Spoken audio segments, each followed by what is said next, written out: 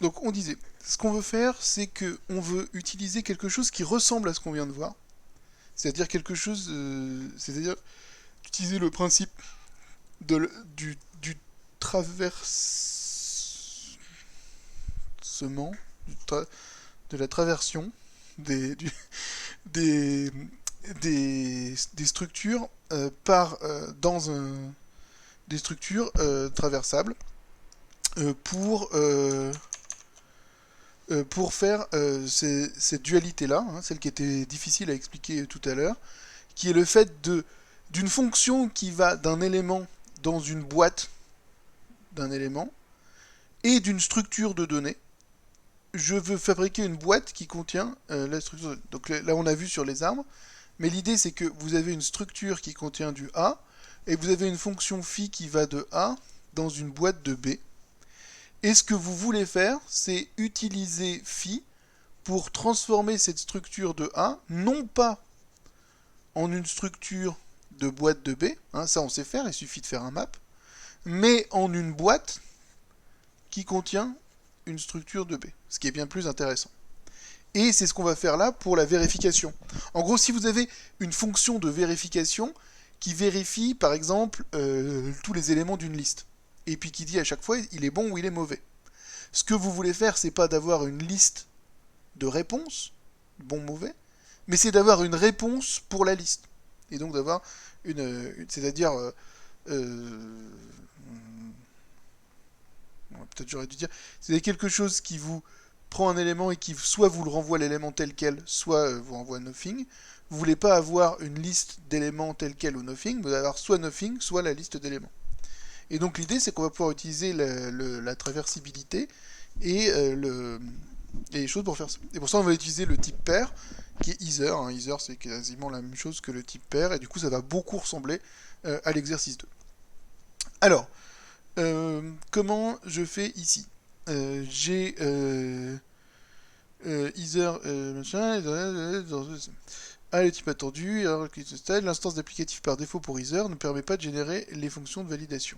Alors, considérons une fonction verif pair qui prend un type sur lequel on peut faire les choses qu'on fait aux entiers, comme par exemple tester s'ils sont pairs, et qu'on peut afficher.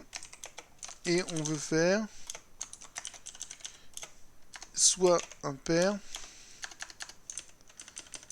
et on veut envoyer une liste. Donc on va prendre un type A, et on va renvoyer une liste d'erreurs, ou A. Et l'idée, c'est que si je vérifie pair un n, soit il est pair, et alors là, s'il est pair, ce que je renvoie, c'est la partie correcte du user. Je le renvoie lui-même, mais intégré dans la partie correcte du user. Et si jamais il est impair, alors ce que je fais, c'est que je renvoie la partie incorrecte du user, le left, qui contient un unique élément. Cet unique élément, c'est un message d'erreur extrêmement explicite qui dit pas pair et show de l'élément.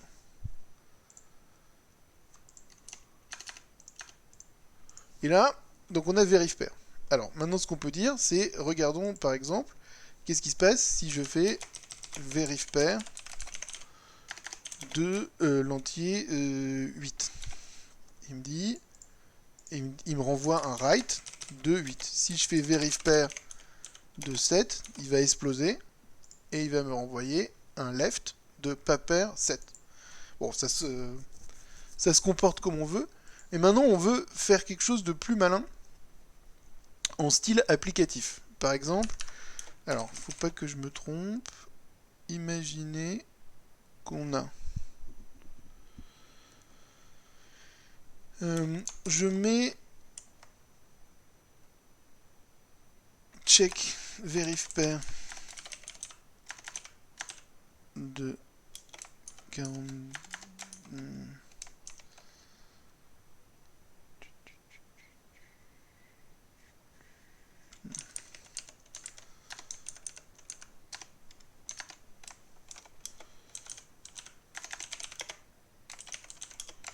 Donc verif pair ça me met dans une boîte, la boîte right ou left, et je veux les composer entre elles. Alors pour ça, il me faut composer une fonction, et la fonction, ça peut être la fonction de... la fonction plus, par exemple. Donc, si je map plus sur mes ether. Qu'est-ce que je suis en train de faire? Mapper plus sur...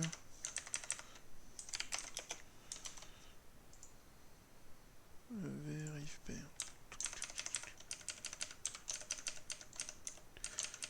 Donc je vais faire un plus de verifpair de 8 et de verifpair de 6. Et ça me fait write 14. Donc là, ce que j'ai fait, je map plus dans verifpair de 8. Donc verifpair de 8, ça me donne un ether. Ça me donne soit 8, soit machin. En fait, ça va me donner write 8. Donc quand je mets un plus dedans, ça va me donner write de la fonction plus 8. Et quand je l'applique à verifpair de 6, verifpair de 6 c'est un write 6, ça va me faire la fonction plus 8 appliquée à 6. Donc là, je suis content. Et puis, l'idée, c'est de dire, si jamais je fais un plus entre verifpair de 8 et verifpair de 7, qu'est-ce qui se passe? Il se passe que ça fait une erreur, que 7 est pas pair. Donc ça, c'est bien. Et maintenant, je vais faire la même chose dans l'autre sens. Je vais faire verifpair de 7 et verifpair de 6. Hop. Et oui, voilà, c'est ça. Et vous avez raison, le problème, ça va être quand les deux sont impairs. S'il y en a un qui est... là, ça me fait vérifier... Le premier est pas impair. Et si je fais un plus mappé dans verifpair de 7 et que je l'apply à verifpair de 11, donc là, normalement, vous commencez à comprendre pourquoi on fait des applicatifs. C'est justement pour utiliser cette syntaxe de je prends ma fonction bidouble et je la lift à l'intérieur des boîtes en faisant plus. Là, j'utilise map pour fabriquer une fonction partielle à l'intérieur de la boîte. Là, j'utilise apply pour appliquer la fonction partielle. Mais si on oublie les fonctions partielles ou plus, on voit que c'est une composition de deux boîtes et on récupère une boîte. Et l'idée, c'est que là, j'écrase le verifpair 11. D'accord? L'implémentation applicative du ether standard, elle ne permet pas... Moi, ce que je voudrais, en fait, c'est que dans ma liste, j'ai deux éléments, que 7 est pas pair et que 11 est pas pair. Et que ça me dit tous les endroits où quelque chose est pas pair. Et c'est ça le but du TME, c'est une validation d'un genre de formulaire web, par exemple, et vous voulez récupérer la liste des... Soit vous voulez récupérer le formulaire rempli, la structure entière, soit vous récupérez la liste des choses qui vont pas. Et si vous utilisez ether, son left, il écrase ce qui se passe. Et nous, on voudrait que le left mette bout à bout les choses. Donc, c'est ce qu'on vous dit ici. Donc, Frédéric, lui, il l'a fait avec des couples, d'accord? Avec un constructeur de couple. Moi, je l'ai fait avec des plus, parce que je pense que c'est plus visible. Mais ce qu'on voudrait, c'est que le ether accumule les erreurs quand on est dans un left. Qu'on ait bien notre liste d'erreurs et qu'on ait toutes les erreurs après. Elle s'arrête au premier left? Bah non, en fait, parce qu'elle continue à faire des applications de left. En fait, dès qu'il y a un left, en fait, elle applique à chaque fois des choses. Elle continue à faire des applications et en fait, c'est pas qu'elle s'arrête au premier left, c'est que une fois qu'il y a un left à gauche, une fois qu'il y a un left, il n'est pas accumulé avec les autres left qui pouvaient arriver. On prend toujours en gros, ça veut dire que dans la définition de leur application, quand on a un left appliqué à un left, eh ben on garde ce qui est à gauche. Alors que nous, on voudrait incrémenter les deux. Non, parce que... alors, vous auriez pensé ça, et a priori, vous n'avez pas tort, c'est juste que dans l'instanciation de ether, instanciation d'applicative. Où es-tu? Ici. Ici, source. Source. Où qu'il est?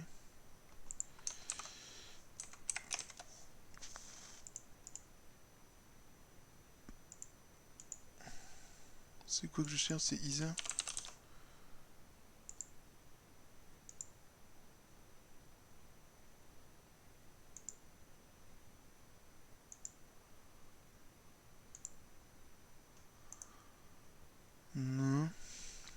Ether. Comment on fait pour... Enfin, je voudrais ce... Il est où? Comment on fait pour avoir le code source de ça? Enfin, je voudrais montrer que ça écrase l'un des deux.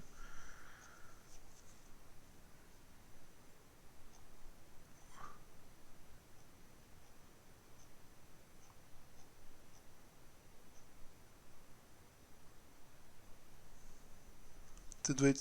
Bah non, là ça marche si c'est un monoïde.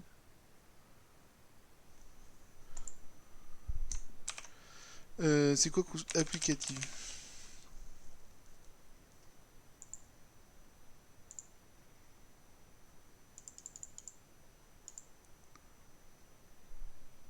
Donc il n'a pas utilisé le fait que les listes étaient un monoïde, parce que sinon il aurait concaténé les deux.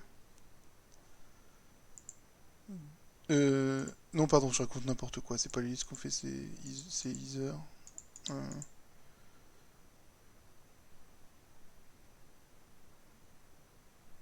Ah, ça doit être ça, non. C'est que il a fait un lift à deux de l'identité.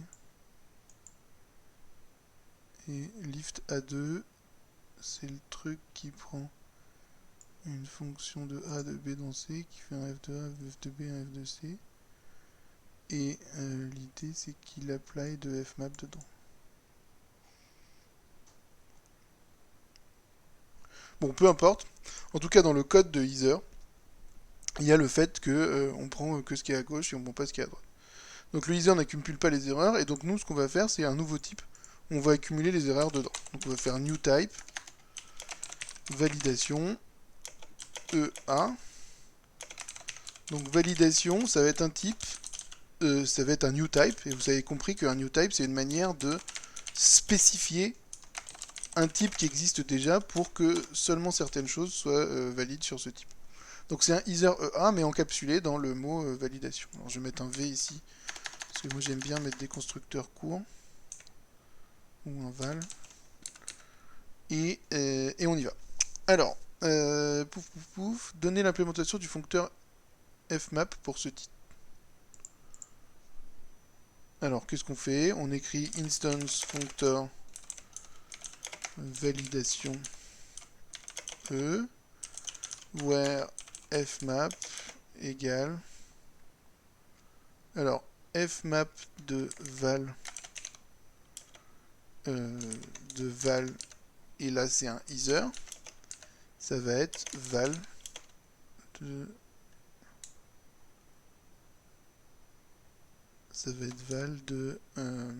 fmap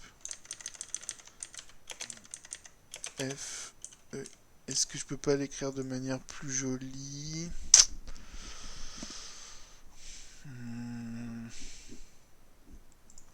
Pas l'impression. En tout cas, n'hésitez pas à proposer si vous savez écrire ça de manière plus jolie. Alors, pouf pouf pouf, donner l'implémentation du foncteur fmap. On va regarder si c'est bon. Et on va dire qu'on prend la fonction +1 et on la map dans val right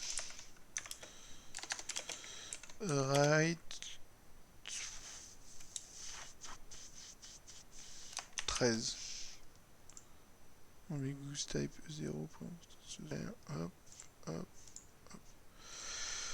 Voilà, bon bah du coup, pour que le show marche, on force le type à l'intérieur des choses.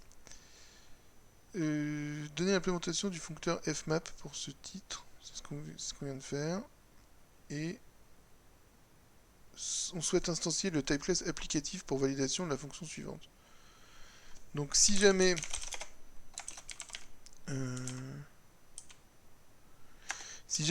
E est un monoïde, on dit que validation E est un applicatif, ou pure, c'est une fonction qui prend un A qui va dans validation de E1.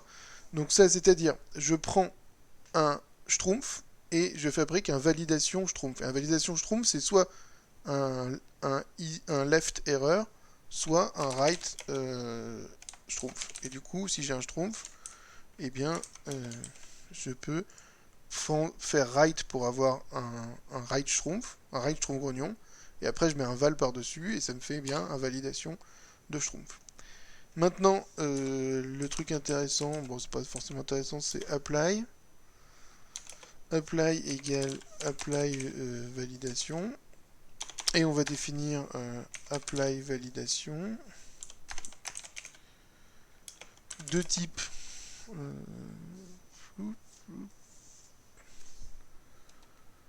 apply validation de type qu'est-ce qu'il faut dire? Il faut que machin soit un monoïde. Ça. Si E est un monoïde, alors je prends quelque chose de type validation de A dans B, donc une fonction dans une boîte. Je prends un argument dans une boîte et je renvoie un résultat dans une boîte. Ou encore, je lift la fonction dans la boîte à une fonction des boîtes dans les boîtes. Apply val de... Et alors là, on discute de la fonction. Si jamais la fonction, c'est un left LE. Donc, ma fonction, c'est une liste d'erreurs. Et je l'applique à un bon argument. Un write x. Ah non, pardon. Ah, c'est chiant, c'est val left LE et val right x. Si jamais je fais ça, j'ai une liste d'erreurs pour ma fonction et pour mon argument j'ai juste un x. Qu'est-ce qu'il faut que je renvoie? Il faut que je renvoie une val qui est la liste d'erreurs de l'argument. Si jamais c'est l'inverse, c'est ce coup-ci c'est ma fonction qui est bonne, mais c'est dans la construction de l'argument que je me suis trompé. Et j'ai une liste d'erreurs. Qu'est-ce que je renvoie? Je renvoie un left de la liste d'erreurs.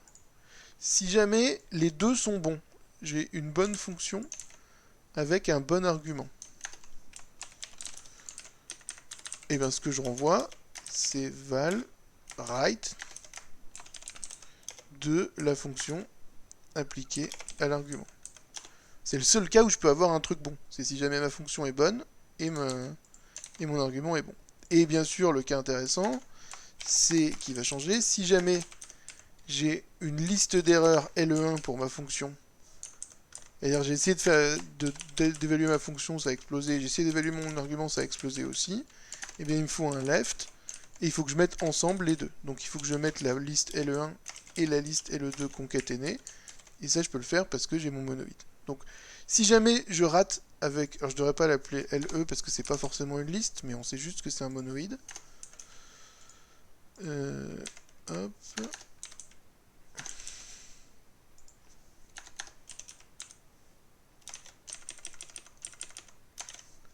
Donc si jamais je rate avec l'erreur 1 pour la fonction et que pour l'argument j'ai un vrai argument, alors ce que j'envoie c'est la liste d'erreurs que j'ai eu dans la fonction. Si je rate ni pour l'un ni pour l'autre, alors j'applique ce qui va bien.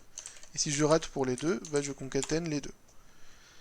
Et maintenant, on peut définir cette instance en s'appuyant des instances suivantes. Alors, type valide égale validation de erreur. Ok, donc ce coup-ci, un type validation, à gauche, on met une liste de chaînes de caractères. Valide, ça prend de A et ça envoie un A. Et bon, ça c'est le pur. Invalide, c'est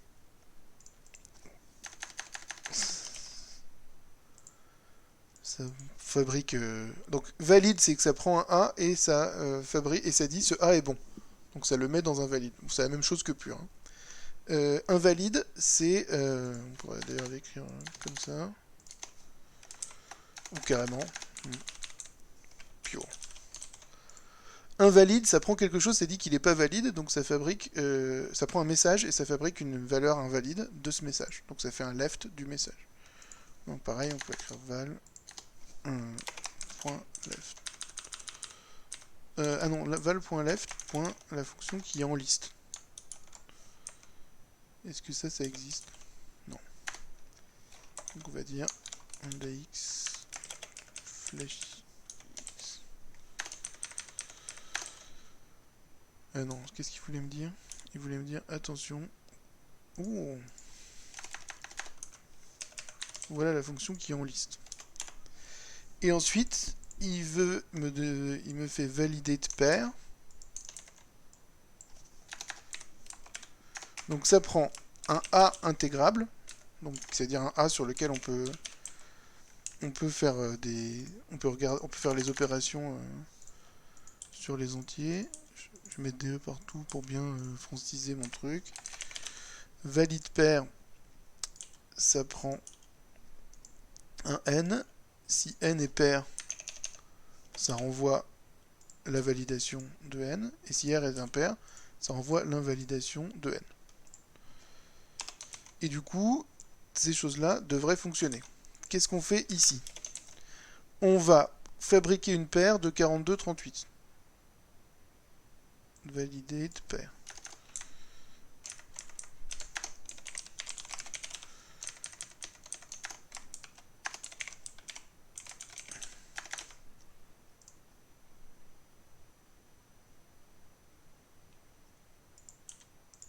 Et ça fait la paire qui va bien. Maintenant, ce qu'on peut faire, c'est faire un plus. Faire plus de appliquer à valide pair 42 et valide pair 38. Et là, on voit que ça fait le write 80. Maintenant, on peut essayer de faire la même chose, mais cette fois-ci, on met le premier qui est impair. Et le premier qui est impair, ça met ce n'est pas un nombre pair, 43. Maintenant, je fais le deuxième qui est impair. Et là, ça va me dire, ce n'est pas un nombre pair, 39. Et maintenant, donc là, on a le même comportement que tout à l'heure. Mais maintenant, si jamais je mets 39 et 43, je récupère un val left avec la liste, ce n'est pas un nombre pair 43, ce n'est pas un nombre pair 39. Donc j'ai bien ce que je voulais. J'ai fait un contexte applicatif qui m'accumule les erreurs du left et qui me laisse le bon right quand c'est le bon right. Donc le projet du TME est un carnet de contacts où chaque contact est représenté par un record. Et on va s'intéresser à la validation du nom et du prénom. Et dans le TME, il faudra faire les autres champs. Donc ce qu'on souhaite pour le nom, c'est qu'il soit représenté par une chaîne non vide, composée d'une lettre majuscule, suivie d'une lettre minuscule. Voilà, bon, évidemment c'est un modèle, mais c'est pour vous dire comment on peut faire des applis web fonctionnelles, par exemple, comment ça s'appelle les applis web en SQL?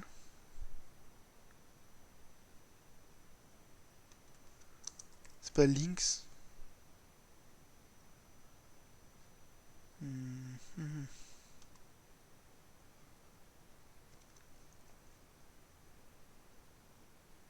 Obelix, Abstract, Snap, Scotty, Miso, Spock, Servant. Oui, bon, peu importe. Donc ici, valide. Donc maintenant, vous allez voir que maintenant on a moins à réfléchir, maintenant qu'on a posé les bases d'un applicatif. Et pour le fait que valider qu'une chaîne de caractères est non vide, on a la fonction valide non vide. Non, hop. Qui dit, je prends une chaîne, si la chaîne est vide, bah, je dis la chaîne est vide, et si la chaîne est valide, je valide XS.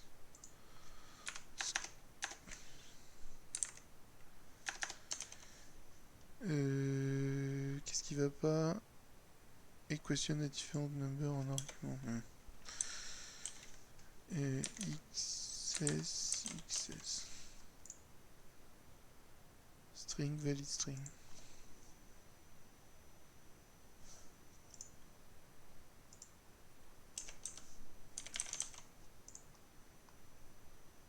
Ah non, type valide, c'est valide. Alors, valide, invalide, ça renvoie bien ce qui va bien, et valide, ça renvoie bien invalide. Couldn't match type, car with. Ah oui, non, c'est unit. Je dois renvoyer du valide unit, pardon. Oui, bah oui. Mais effectivement, je renvoie pas la chaîne, je renvoie du. Ensuite, valider de minuscule. Ça prend une chaîne et ça dit si la chaîne est Si la chaîne est composée de minuscules ou pas. Alors, qu'est-ce que ça fait? Valide minuscule. Ouais, c'est quand même plus beau que validate minuscule, qui veut absolument rien dire. Ça dit. Mais non.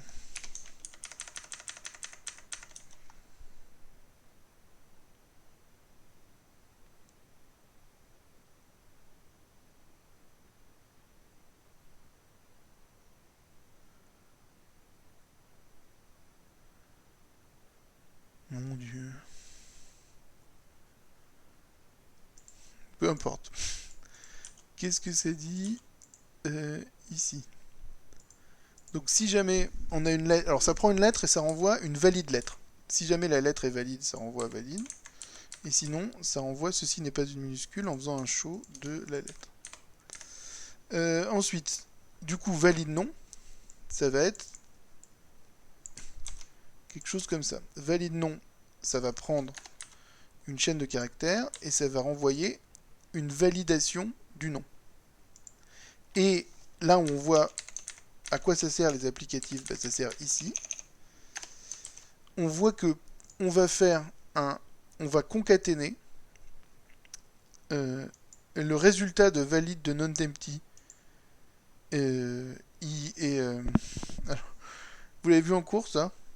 Ça, c'est un truc qui oublie. Ça prend un A dans une boîte, un B dans une boîte, et ça renvoie le B dans la boîte. Donc ça prend le deuxième argument qui est ici. Donc ça va valider ce truc-là, l'appliquer à, VH, et ensuite appliquer ce truc-là à, VT. Alors qu'est-ce que ça veut dire? Ça veut dire que il faut ici VNE, ça va être validate non vide de str. Donc ça va nous renvoyer soit un unit, soit un write de unit, soit la chaîne est vide. Si jamais... et ensuite, on va faire ce truc-là, et on va l'appliquer à VH. VH, c'est de valider le fait que la chaîne est en majuscule. Ah mais il manque majuscule, c'était ça.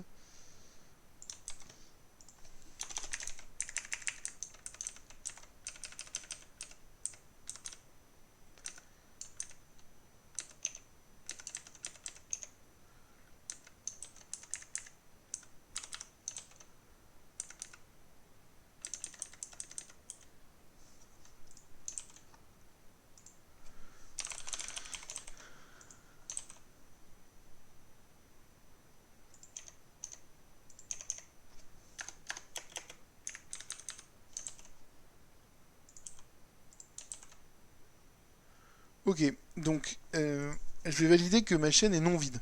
Ensuite, il faut que je réfléchisse à...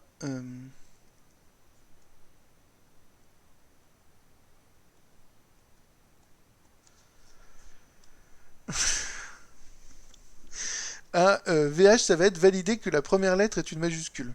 Alors, et il faut que je renvoie une chaîne de caractères. Donc il faut que je dise VH de...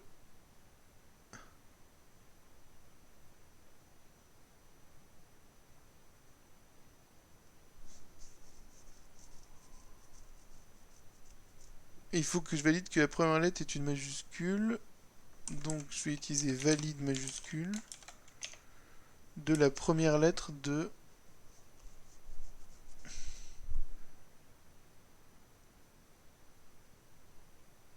Je vais faire un case, non.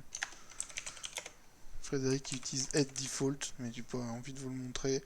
Je vais faire un case de... list head Haskell. Qu'est-ce que ça donne, ça?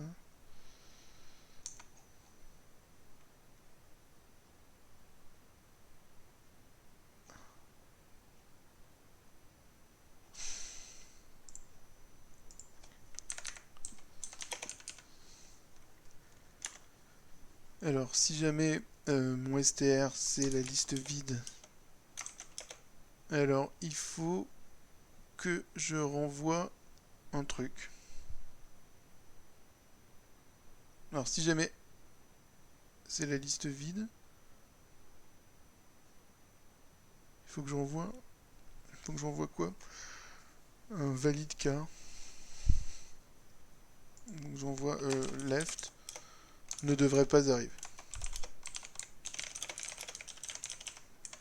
Et si jamais c'est x suivi de c suivi de cs, je vais faire valide majuscule de cs.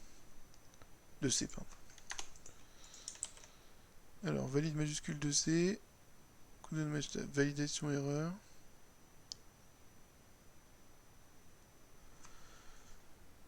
Donc, VH, c'est soit un left, soit un right. VNE, c'est un valide unit. Et ça doit être un valide car. Pourquoi c'est pas un valide car? Ah oui, donc le val. Et donc là, VH c'est un valide car. Et ensuite VT, ça va être je traverse quelque chose avec quelque chose. Ce que je vais traverser, c'est la queue de CS. Keys str of val left ne devrait pas arriver, puisqu'on a déjà testé que la liste était non vide. Ne devrait pas arriver.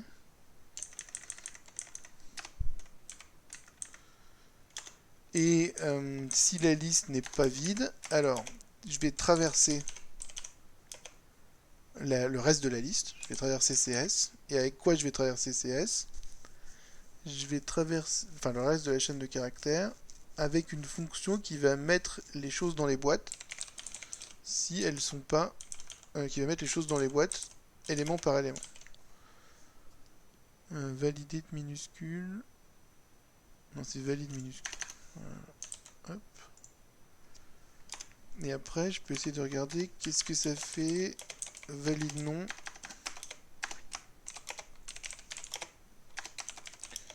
De vide. Ça me fait la chaîne est vide, ne devrait pas arriver, ne devrait pas arriver. Ah oui.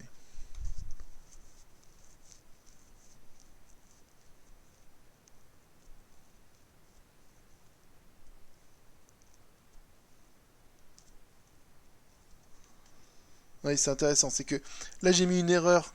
Si je si v non empty, ça regarde si la chaîne est vide. Donc ça met si elle est vide.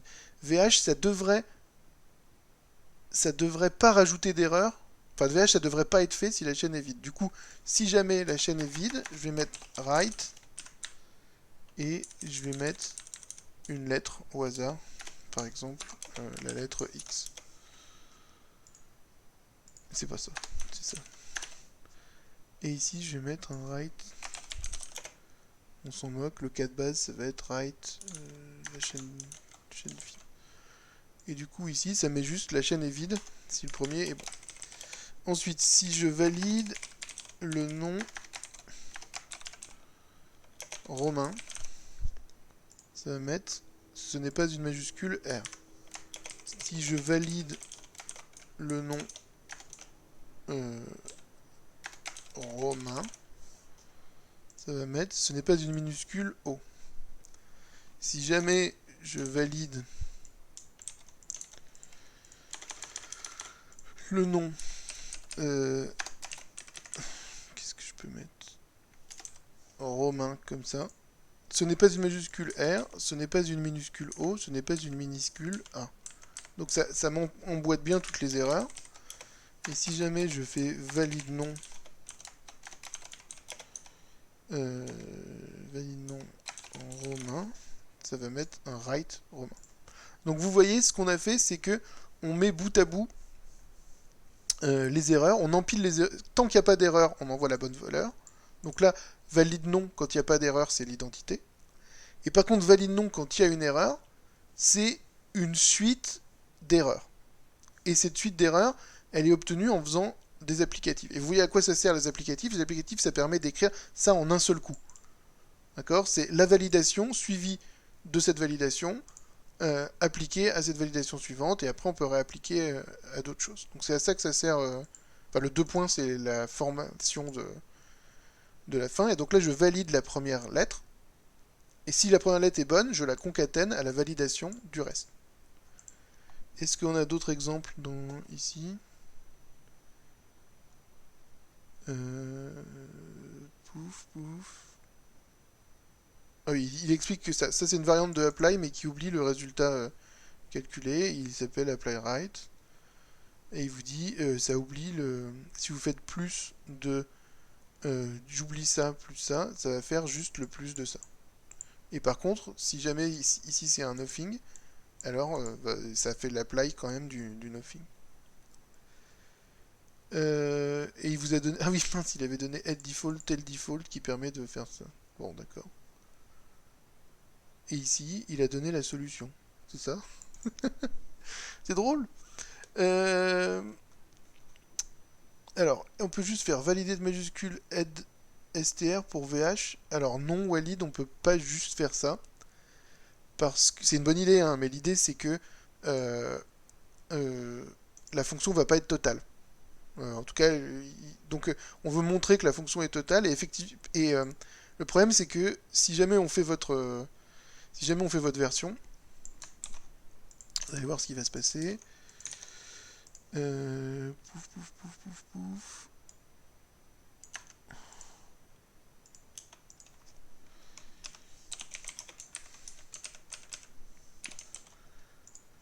Et ici, je vais faire valide nom de quelque chose qui est juste, ça va bien marcher. Non, ça explose.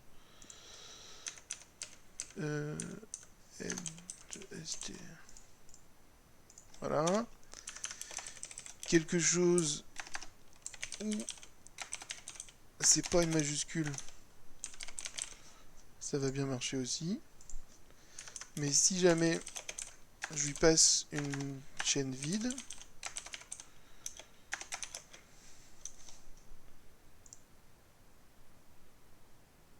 il explose. Et en fait, il explose parce qu'il essaye de faire un head d'une. On peut voir les erreurs. Il essaye de faire un. Qu'est-ce qui m'arrive? Cancel. Hop. Mince, je l'ai cassé, c'est ça? Bon bah du coup je l'ai cassé. Mais en gros ce qui se passe, c'est que hop. Attention, ferme-toi.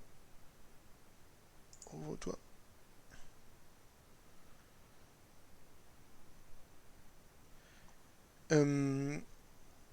Ce qui s'est passé, c'est que je l'ai cassé parce que quand il fait son. Il fait quand même les deux choses. Et il s'arrête pas, c'est-à-dire il fait les deux choses et il oubliera la chose de gauche. Donc si jamais ici il fait un non-empty et que ça fait un nothing, et que ici vous lui faites un truc qui plante, il va planter. Nous ce qu'on voudrait c'est que ici ça fasse un non-empty et que ça écrase le résultat. Donc ici, plutôt que de mettre nothing, ou de mettre, enfin, plutôt que de mettre une erreur, on met juste un résultat bidon qui va se faire écraser par le nothing si jamais c'est un nothing. Voilà. Donc c'est tout. Et si on regarde ce qu'il y a dans le TD, qu'est-ce que vous avez? Qu'est-ce qu'il vous... Il vous a donné ce lien, c'est ça? Et dans ce lien, oui, c'est le PAF public. Il vous a mis comme source un carnet d'adresses. Et alors, vous avez du mal à comprendre l'opérateur machin, et vous avez raison.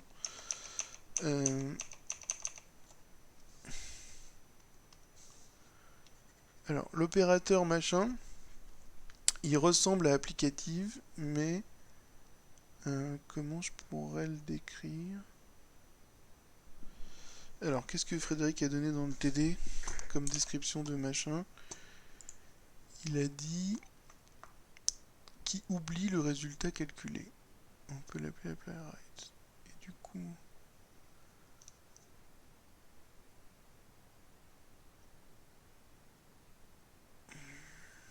Alors, est-ce qu'on peut pas s'en sortir en tapant Haskell et hop, hop.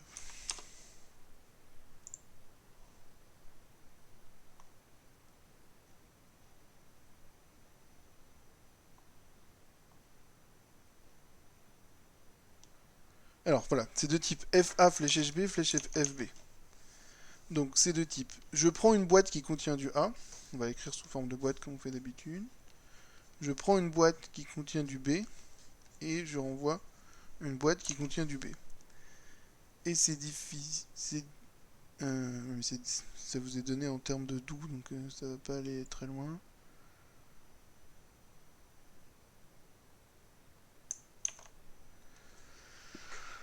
Donc, comment je pourrais dire? Donc c'est défini à partir de apply. Et est-ce que c'est pas fmap? Alors est-ce que c'est pas ça?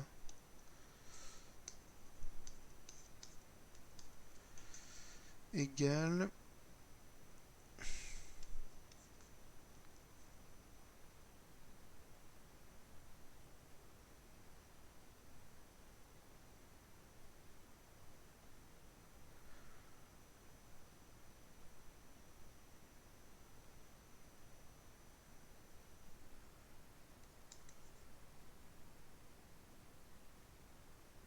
Non.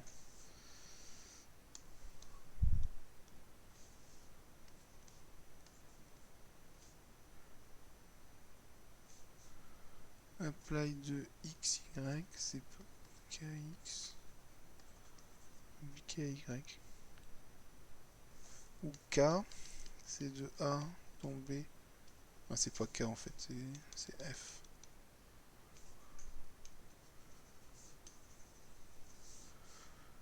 Hop. Et f, c'est de a de b dans b. Et f de xy égale y. Donc, est-ce que ça marche ce que j'ai écrit? J'ai une fonction de a qui va de b dans b, et je la map sur une boîte de a, donc ça va me faire une boîte de b dans b, et en fait cette boîte c'est l'identité. Ouais, c'est ça. Donc, ce symbole-là, c'est la fonction qui prend deux arguments et qui oublie son premier, mappé dans la boîte x, et appliqué à y. Donc ça veut dire que si la boîte x, c'est un nothing, mapper une vraie fonction dans un... Par exemple, si on est dans le cas des maybe, mapper une vraie fonction dans un nothing, ça va faire un nothing. Et donc du coup, ça va garder les nothing. Par contre, si x est un vrai argument, mapper la fonction qui lui oublie son premier argument à x, bah, ça va juste oublier x et devenir l'identité, et ça va envoyer le résultat. Donc ce que fait ce astérix droite, ce apply right, c'est que euh, ça fabrique l'emboîtement des contextes applicatifs, donc ça emboîte bien les contextes, mais par contre au niveau du contenu de la première boîte, ça va l'oublier. Donc si jamais y a rien, si jamais il y a un truc dans la première boîte, alors ça va l'oublier, ça va donner la boîte qui contient la deuxième boîte. Et du coup, vous voyez, alors dans les exemples que Frédéric a donné là, c'est que ici j'ai ce truc-là, ça devient ça devient just 39 parce que j'ai appliqué la fonction qui oublie son deuxième argument à hello, ça m'a fait la fonction qui identité dans une boîte et je l'ai appliqué ici à 39, donc ça fait bien just 39. Par contre, si je mets un nothing à la place, alors quand j'applique ma fonction qu'oublie le deuxième argument à l'identité dans la boîte, bah ça me laisse nothing. Parce que c'est l'idée du fmap, quand je suis nothing, je reste sur nothing. Et donc quand j'applique le write le nothing à 39, bah ça fait un nothing aussi. Et après quand je fais le plus, le nothing est propagé. Donc c'est un petit peu cabalistique, mais l'opérateur apply write, c'est la même chose que de mapper la fonction qui oublie son deuxième argument, son premier argument, dans la boîte de x et d'appliquer le tout à y. Donc ça oublie le résultat, ça oublie le contenu de la boîte A, mais ça fait quand même le jeu des contextes. Et dans les listes, qu'est-ce que ça donne dans les listes. On peut regarder. Si jamais je prends plus que je map à la liste 1, 2, 3 et que j'apply right à la liste 4, 5, 6, ça me fait la liste 4, 5, 6, 4, 5, 6, 4, 5, 6. Et donc, je suis, oui, bah, voilà. Donc, bah, je suis assez content de moi. Parce que, donc ça fabrique la liste plus 1, plus 2, plus 3. Et ensuite, quand j'applique à droite, ça oublie les plus 1, plus 2, plus 3, et ça les remplace par des identités. Et donc, du coup, ça va faire identité appliquée à 4, 5, 6, mais 3 fois. Et donc, ça ne fait pas 4, 5, 6, ça fait 4, 5, 6, 4, 5, 6, 4, 5, 6. Donc, la définition, elle est bonne. Il faut que vous... Alors, je l'appelle F parce que ça représente le faux en théorie des types. C'est la chose qui prend... c'est la chose de A flèche B qui prend un A, un B qui renvoie un B. En gros, il n'y a qu'une seule manière de faire ça. Ça prend deux arguments, ça envoie le deuxième. D'accord? Ça, c'est faux. Et à la place vrai, ou qu'on appelle parfois K, c'est A flèche B flèche A. C'est celui qui prend deux arguments et qui oublie le deuxième.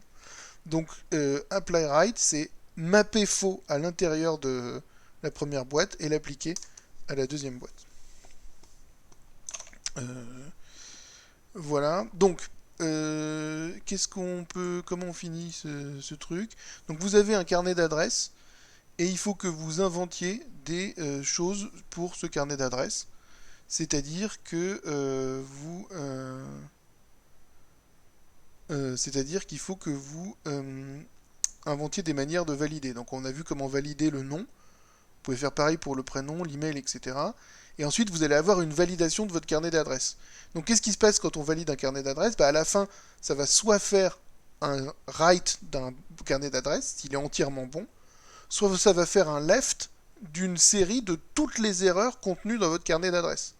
Donc toutes les erreurs contenues dans un nom, qui sont elles-mêmes contenues dans un contact, qui sont elles-mêmes contenues dans un machin, et donc ça doit tout passer, ça doit traverser l'intégralité de votre carnet d'adresses, et ça doit renvoyer,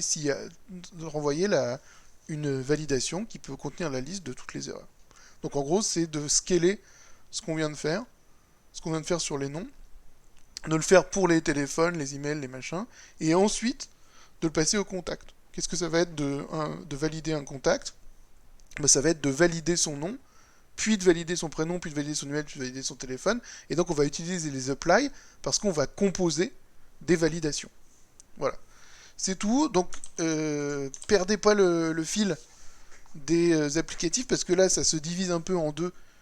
Paf. D'un côté vous devez vous devez faire votre projet et donc faire de la programmation fonctionnelle et graphique un petit peu au début basique en tout cas. Et de l'autre côté, on va très haut dans l'abstraction avec ce qu'on fait dans les algébriques. Et donc il y a deux directions à maintenir. La direction du programmation de logiciels sûrs avec post-conditions, préconditions, etc. Et la direction de réfléchir à comment manipuler les algébriques. Et le rêve de Frédéric et moi, ce serait que ça se rejoigne et que dans votre projet, vous utilisiez correctement les génériques, et notamment si quand vous avez commencé votre projet, il y a un moment où vous avez des maybe ou des either dont vous allez avoir besoin, et pour les composer, ça va être intéressant d'utiliser les applicatifs et d'utiliser ce genre de notation pour aller plus vite. Voilà, c'est tout pour aujourd'hui. Si vous avez des questions, posez-les sur Discord. Et puis, on va faire des choses de plus en plus compliquées dans les 3 TD qui nous restent. Et le TD de la semaine prochaine, je sais même plus c'est sur quoi. Ah, c'est sur les monades. Et donc c'est encore plus compliqué que les applicatifs, mais c'est très utile. Et puis on verra, on démystifiera un petit peu la monade IO et puis la do notation. Donc je m'arrête là.